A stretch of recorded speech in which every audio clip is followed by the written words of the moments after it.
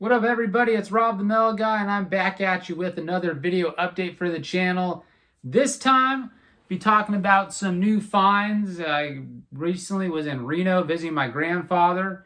So sure enough, I stopped by one of my favorite record stores, Discology, picked up 2 albums. So I'll be talking about that. I'll also be talking about the new Hemotoxin, which just came out last Friday. This new Hemotoxin album I can't wait to discuss because I've been bringing it up quite often in the past videos if you haven't checked out. Hemotoxin, local Bay Area thrash band, also some death metal, heavily influenced by bands like Death, Heathen, Exodus, Cynic. I mean, the list can go on, but this band, I can tell you, I've seen them since 2012. That was actually the first time I saw Hemotoxin perform. Been a major fan since, supported them through, I interviewed them for a documentary I did. I've interviewed the singer-guitarist Michael Anthony Chavez for the blog, reviewed countless albums, releases. So for me, when I heard that they were putting out a new release, very excited. So that will be also in the video. And then at the end, I'll be sharing a new addition to a collection that my family just says, you already have enough. But you know what? I enjoy what I collect, and I view it this way. I'm not spending my money on drugs and hookers, and for the most part, I save my money. Okay, I'm not that crazy when it comes to spending, and once in a while, I just like to treat myself to certain items of the musical variety. Guitars. You can actually see it a little bit, but I'm going to do a full showing of it at the end of the video. That will be the final part, I thought. Actually, currently on the channel, make sure to like and subscribe because you'll see all the updates, all the hoo-ha, whatever going on, posts from the channel. I can tell you I'm horrible when it comes to branding and stuff. My nephew, Mason, he did a video of me and he was on top. Just amazing how a 12-year-old is so good at branding, marketing, because he watches a lot of these YouTube guys, right, that play the video games. He's into that. But he always tells me to say, make sure you say like and subscribe so that way people follow and they also can check out your past videos. Because in the past video I actually uploaded earlier, I have a reaction when my nephew and my dad, who comes in shortly after my nephew, sees the new package in our hallway, and he makes a funny comment. So check that out. It's a humorous video I thought I'd shoot because I knew their reaction, right? I already knew once they saw the box and it had guitar on the front, they were going to make a scene or say something to me. So sure enough, to me it's great. It's comedy gold. But anyway, let's get into, recently I went to Reno to visit my grandfather. He's 92 years old. Yeah, he's lived in Reno for a while now. I will go up there to visit with my family, and it was my mom and I went to visit him this time for his birthday and do some other stuff, help him out. And when we're not around my grandfather and we're killing time, my mom and I go around the city. And for years now, actually, I'm trying to think, the first time that I went to Discology was around 2014. And I brought them up in this record store up in a previous video. I talked about Discology and some of the releases that I actually purchased through them. Because I bought quite a few. And it's run by one guy. His name's Dave. Extremely nice dude. Very knowledgeable, huge music fan. Has a variety of different albums. If you're a fan of punk, metal, new wave, rock and roll, you're gonna love it. He has everything. He has new releases, old releases. He has not just vinyl, he has CD, he has DVDs. I've seen people go in and hey, they're still buying the physical DVDs. He has used DVDs that people go in there and buy. Got a cool selection, super nice environment. It's a small place, but I think for most businesses nowadays, it's very difficult, when it comes to the cost to have massive stores. Honestly, most record stores, right, your mom and pop record stores are smaller places, but it's fine to me. I don't mind it. I like the intimate setting. And I also like the fact that he has conversations with his customers, right? He's a very friendly individual, and I've had some amazing conversations about music. and just going over to life, when I go up to visit my grandfather, we can talk and stuff. He's such a cool dude. So check out Discology. But let's get into the couple albums I picked up first, and I've been trying to work on the glare. And hopefully, though, I have the shade down so you won't have to worry about it. But this is Depeche Mode's first album, Speak and Spell. Brilliant album. Well, most Depeche Mode albums are brilliant, right? They're some of the greatest releases in terms of new wave, synth wave, iconic band. I have quite a few albums I've shared in previous videos as well. Construction Time, again, I actually bought a Discology, so I thought it was only appropriate that when I found Speak and Spell, sure enough, I said, I don't have this in my collection. This is their first full-length album that came out. The song that really propelled them to their heights at the time and really kind of broke through was the song, and it's on here, Just Can't Get Enough. I mean, that song is now used in commercials, which is crazy for, I don't even know what the product is. I just one time was watching TV, and sure enough, I heard that iconic melody, the synth, dun, dun, dun, dun, dun, dun, dun, dun, and you're just going, that's Depeche Mode, what? And it's for a commercial, for a car or something, I don't know, or insurance.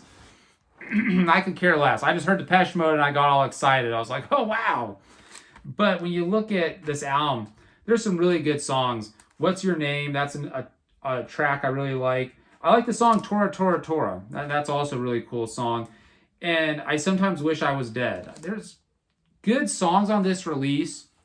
But of course, whenever you have a song that really kind of propels you and gets noticed, you're hitting the charts, and a song like Just Can't Get Enough, right, that really did the trick, and they had a music video, and I believe it helped a little, but then they just put out solid album after solid album, right? You look throughout the 80s, and then Violator comes about, and that is considered one of the all-time great albums, right, in terms of new wave music, and probably that is Depeche Mode's defining album, even though you can look at so many of their other releases and talk about just, wow, outstanding music, songwriting, very meaningful, right, with a lot of depth.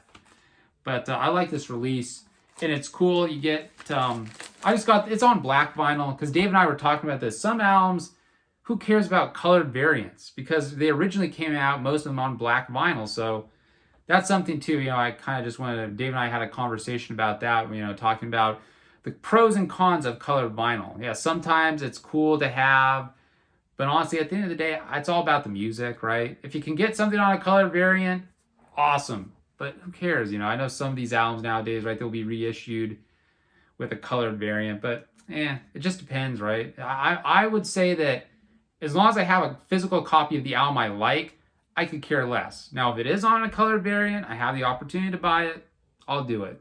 But what I like about this, and the lyrics are on here, which I love, right? When you open the album up, double gatefold, and you can actually, there's the producer, he did a little write-up, which is cool. And you get some photos of the band, which are, from when they were first starting out, because they look so young, right? And I like that, right? You get to see that. It's a good release to check out if you haven't. If you haven't checked out Depeche Mode, I'd say check out this album, but also check out probably Violator, right? And Some Great Reward is my favorite Depeche Mode album. And I'd even say Construction Time, again, that's a pretty good release. I like that. Lyrically, that's probably one of a really solid, thought-provoking release. But Some Great Reward I've always liked.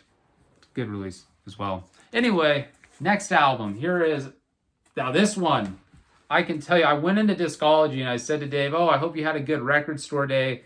I wish I was here for your record store day, because there was one album I really wanted. Actually, there was a couple, but the one I really wanted, I said, I was hoping to get the Sisters of Mercy, the 2 EPs combined. I'm sure that's gone, right? Because most places I looked online and people were selling it for a ridiculous amount. And in previous videos, I complained about this, right? I was like, that damn record store day. There's albums that I would like. And sure enough, they're, quote, limited releases, because they're only going to make so many copies available. That's the one thing I've always complained about record store day is if somebody gets a copy and then they try to sell it for a ridiculous amount, That's just douchiness, right? I hate that. So I was really concerned, like, oh, Sisters of Mercy, again, if you really want this, I'm going to have to pony up ridiculous amounts of money, which I wasn't going to do. I'm not going to fall for that. I remember Morbid Angel, somebody did that for a record store day release. I saw the price they were trying to get on eBay, and I just laughed. Like, you know, seriously, you're going to double up the price? I mean, come on, man. To me, that's just BS. That's one thing about record store day. I always feel like, yeah, it's good to go out and support record stores. Yes, you have these exclusive releases to try to get people to go out, right? But then I always worry about those people that, right, are going to try to then scam other people that might really want the album. So they're going to get a copy. They're going to go home and try to sell it online. So glad that didn't happen. And I was like, yeah, Dave, I really wanted the Sisters of Mercy. Goes in his bin. Bam. There you go. The Sisters of Mercy. The 2 EPs, Body Electric, you have Walk Away. Great release, because not only do you have Body Electric, Body and Soul, Train, After Hours, and then on this side, Walk Away. The reason I am a huge fan of this song is because Wayne Hussey from The Mission, a band that I saw live not too long ago here, he actually helped write the song, along with Andrew Eldritch is credited here. And then Gary Marks' song that's on here, Poison Door. I have always loved that song. And then On the Wire, Long Train. No, the Sisters of Mercy, a band I highly respect. Their music's been great. I remember in high school seeing Black Planet. Just made me a fan, following their music, new wave, goth rock. But, and what I did not show you about this, and again, talking about colored variants, this is on a colored variant. And hey, I had the opportunity to get it. To me, it's more about the music, but this is a cool smoke blue vinyl. Yeah, I mean, I'll say this. It is cool to look at. I mean, I'm all about the music, but I cannot deny whoever came up with the whole blue coloring for this one did a great job. And I love the album cover for this too. This is so cool. Very, very happy that he had a copy of this. And for those who just follow, hey, if you follow Discology on Instagram, you can even call Dave if you see an album that he puts out. He also has a Facebook, so Facebook, Instagram, and he'll do like a Venmo, or you can order through him. And he has a Discogs page, so he's very active in that world, you know, selling even online. And if you call, he can set it up too. If you see an album, right, that's in the shop, because he told me to do that. He goes, you should have just called, you know, because, hey, I would have definitely set it up for you. I go, yeah, but again, this is what happens when you assume. I thought, somebody's going to get that album, right? I mean, come on, this release has just 2 great EPs, good songs on it. I mean, fans of the Sisters of Mercy, I thought, and Reno are going to go after this. But I guess not. You know, go figure. I guess he's still sitting on a couple albums, which, and that's the thing about record store day releases, right? I feel bad. And hopefully, some people get some of those, because some of the releases, he said they went out, right? He had like a lot of people show up and they get those record store releases, and then you get some that I guess not many people, or maybe eventually someone like myself will come in and be like, I've always wanted this release. I thought it was all going to be sold out. So yeah, check it out. Discology in Reno. And also, if you're looking for a good ramen place, Ramen for Real. It's located near the downtown. It's not too far from the Silver Legacy Casino. Great ramen. It's called Ramen, and it's the number 4. And yeah, for real. Really good ramen. The people were awesome. They gave us complimentary pot stickers. These little dumpling pot stickers that were really good. The miso ramen, unbelievable. Just a nice atmosphere. I really liked it. Very pleasant. Reno pisses me off for the most part when I go visit my grandfather. The people drive like crap out there. There's a lot of interesting characters. The tattooed ladies of the evening and their high heels, you could tell, are friends of the road. And then the guys with the beer bellies and the beards. And Dwight Yoakam was performing, so it was a bunch of cowboys. it was an interesting experience. But anyway, let's talk about the new Hemotoxin. Here it is, When Time Becomes Lost. This is Hemotoxin's most recent release, and Michael Anthony Chavez has described this as a bit of a solo project for him, because he really did do a lot of the work. He wrote the lyrics, plays all the guitar parts, played the bass. He did get some help, though, on this release. Scott Fuller, if anyone's familiar, he played in Morbid Angel. He's played in some other bands. But Scott did the drumming for this album, which it's kind of, I know the drummer, Brandon, he's done a lot of Hemotoxin releases, so that was kind of sad, but I thought Scott did a really tremendous job. This is on a type of purple black splatter. I liked it. Again, it's all about the music for me, but I had the opportunity. I said, I'll order the colored variant, and I actually, again, impressed. Looks great, so gotta give shout out there. And the label too, Pulverized Records, did a good job, I thought, with everything for this, handling it for Michael. Shout out to them on this and then dropping stuff. Anyway, let me just talk about this album. I've listened to it a couple times. I'm going to do a full review for the blog, but I've been busy, right? I went up to Reno to visit my grandfather, work and stuff, so I haven't been able to really do a full written album review, which I'm going to do more in-depth, describing my thoughts on the album. And also, I like about this release, I got to talk about it right away. You have guest solos, Donnie Small, which for me to have Donnie Small do a guest solo on this album from Hemotoxin is very special, because I knew Donnie quite close when I was up in Sonoma County going to college, seen his band Trestlance numerous times. I actually interviewed Trestlance for my radio show. I mean, I could tell I've seen Trestlance probably 7 times in my life. They were a great band. He's also playing in Laceration right now, killing it. That band's doing a great job if you love old school death metal. And he does a guest solo, which I thought was cool. And then Andrew Lee. I really liked his solo on song number 5. I thought that one stood out. Let me try to remember the track listing here. Because like I said, I was at Conscious Descent. Really good solo. Like that. And Andrew Lee, I know Michael plays with him in a band called Rip to Shreds. If you're interested to check them out. Technical death metal. And then Tony Barhum. He does a guest solo. So Michael had some people do some guest solos on this, which I thought was very unique, and it stood out to me, and right, his approach. But this album, I can just say right off the bat, one of the strongest sounding Hemotoxin releases in terms of production. And I know that's something Michael and I talked about when I saw him last time performing at the Brentwood Emporium. And he said that the third album was that he kind of felt the sound at times, it wasn't what he wanted, right? There was some things, he had some criticisms the last Hemotoxin release before this. And I can understand, it's tough, right? Especially for a lot of young metal bands or bands that don't have a big budget available to them.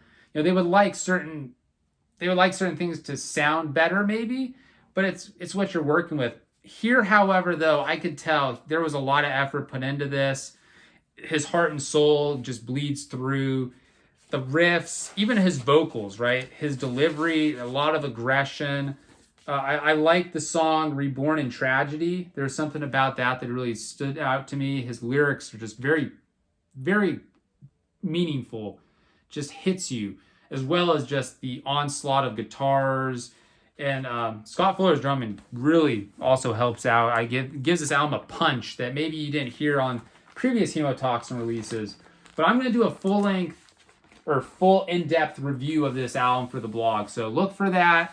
If you follow my blog, I really want to talk more about the songs, what I heard, the guest solos, which, like I said, I thought that added a unique flair to each track that you didn't really hear on previous Hemotoxin releases. So what Michael did going with this, really excited, because the band now has a new lineup. I saw them live, and I can't wait to hear maybe them play songs from this album, kind of mold it together with that current sound of that current lineup we have.